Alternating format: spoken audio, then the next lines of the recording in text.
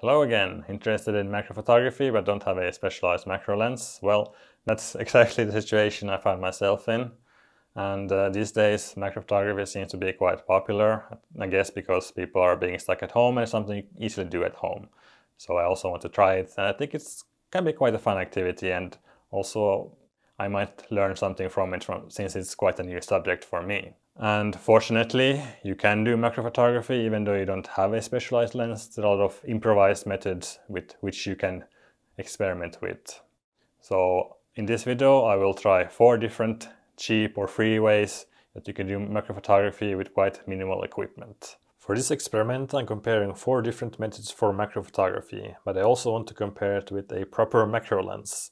Yes, I said I don't have a macro lens, but I actually borrowed one so that I can use it as a control to compare the results. I can only have it for a few days, but that's enough for this purpose. So for the control I'm using a Canon 90D plus a Canon 60mm f2.8 macro lens.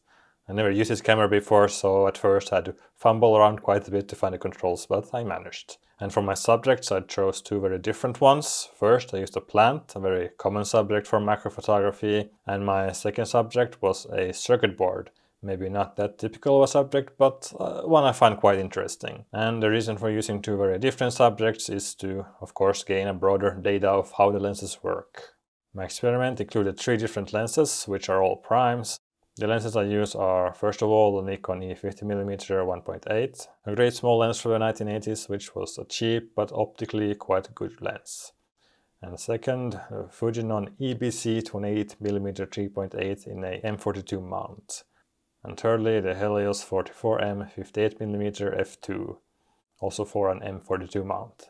And as you might be aware, this is by now quite a legendary lens made in the Soviet Union, and is known for its crazy bokeh or quality of the autofocus areas. To keep the aperture constant, I set it on 8 on all cameras, as long as you could keep it on 8. Let's start with the actual experiment. My first test is with a reversed lens, which means I just turn the front of the lens towards the camera sensor. I don't have any actual adapter with threads for this, I'm just holding the lens towards a Nikon or M42 lens adapter on the Fujifilm camera. I know this might cause quite a bit of dust to reach the sensor, but that's just one sacrifice I'll have to make for this. Otherwise I would have to order a bunch of different adapters, holders and tubes, and I might never use them again, so better this way. And then when I find a method I like, I can order the equipment I need. Or I can make it myself even, why not? With the Nikon and the Helios it doesn't quite really become macro with the reverse lens method. It's just a bit close focused. The 28mm on the other hand gets really close and it loses almost all depth of field at the same time. I guess this happens because it can focus much closer, so it seems if I want more enlargement I should use a wide angle lens. Let's jump to the next test, macro extension tubes. And again I don't have the actual tubes with the mounts and threads on them. Instead I'm just using what I have, which is lens adapters. It is enough to extend the lens from the sensor, so it works for this. And I'm just holding them towards each other, which means I don't use a tripod either, so everything is handheld in all tests, not just this one. I'm using the same lens lineup again. First the Nikon E50mm, then Fujinon 28mm, and Helios 44M 58mm. The results from the tube are very much comparable with the macro lens, quite nice I would say, and adding longer tubes will create more enlargement, so this is quite a solid method. But you also lose several stops of light doing this, so that is something to keep in mind. In the next test I put 2 lenses against each other, with the front elements faced towards each other. And the combinations I did here were the Nikon E50mm plus the Fujinon 28mm, and Nikon E50mm plus Helios 44M 58mm. I immediately ran into a problem here. I got quite extreme vignetting, and I mean the picture was almost completely dark, so I had to open the aperture fully, or aperture since I'm using 2 lenses, which also means the depth of field was thrown out the window, so yeah, there's that drawback with this method. The 50mm plus 28mm combination is very similar to the 28mm reverse lens for some reason. Maybe a bit nicer though, and it actually also has a bit more depth of field. I don't really know why, a bit weird actually. The second combination, 50mm plus 58mm, is probably my favorite I have to say. There's almost no sharpness and plenty of other weird things going on as well, but this photo is really fascinating.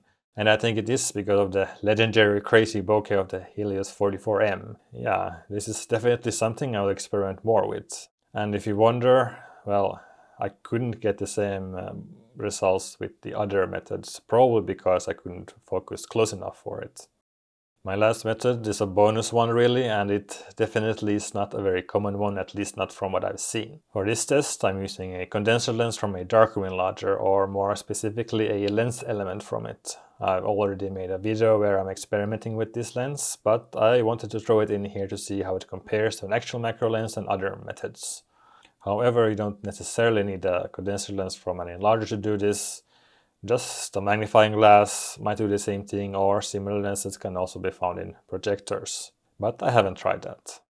The results are quite, well, artistic might be one way to put it. But what is happening here is the light is bent and not corrected back, so anything towards the edges gets stretched out. I think it looks quite interesting, but this can also get old very quick, I guess, so don't overdo it. So, to conclude my small experiment, well, if you want to have predictable results or want to do a lot of macro photography, then the dedicated macro lens is definitely recommended.